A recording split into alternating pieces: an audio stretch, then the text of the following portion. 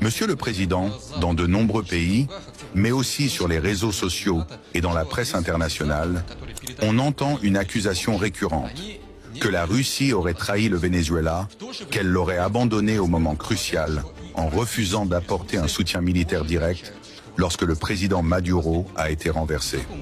Certains vont même jusqu'à dire que la Russie, en se présentant comme un pilier du monde multipolaire, a montré ses limites en laissant tomber l'un de ses partenaires stratégiques. Que répondez-vous à ceux qui disent que la Russie a reculé, a eu peur ou a sacrifié le Venezuela pour éviter une confrontation avec les États-Unis? Je vais être très clair. D'abord, il faut commencer par les faits, pas par les émotions ni par la propagande. La Russie n'a jamais signé avec le Venezuela un pacte de défense mutuelle. Il n'existe aucun traité entre Moscou et Caracas qui oblige la Russie à entrer en guerre si le Venezuela est attaqué. Un pacte de défense, c'est ce que nous avons avec certains États. Cela signifie, si tu es attaqué, nous entrons dans le conflit. Ce n'était pas le cas avec le Venezuela.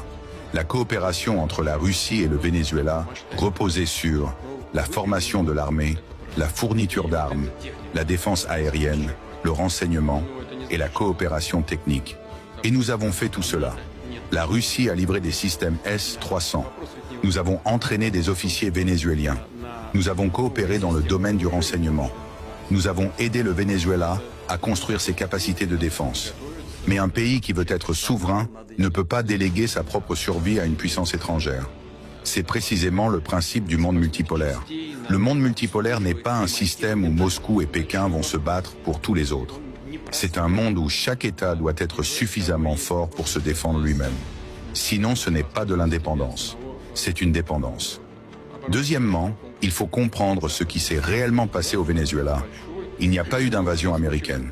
Il n'y a pas eu de débarquement. Il n'y a pas eu de bombardement. Il n'y a pas eu de guerre.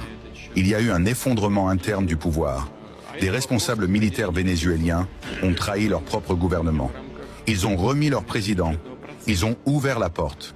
Quand l'armée d'un pays décide de ne pas se battre, quand ses généraux livrent leur propre chef d'État, aucune puissance extérieure, ni la Russie, ni la Chine, ni personne, ne peut changer cela. Même avec un pacte de défense, il faut une demande officielle. Il faut un État qui résiste. Il faut une armée qui combat. Or, cela n'a pas existé.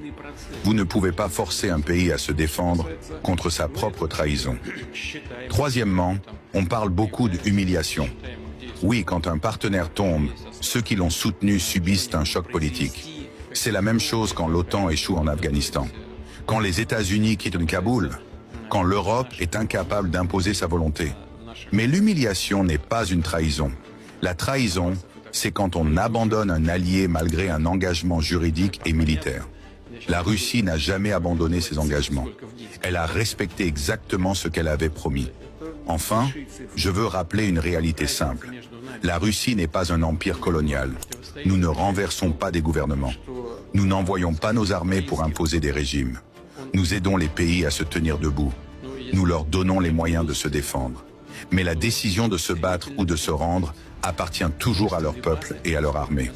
Si le Venezuela avait résisté, si son armée avait combattu, la situation aurait été différente.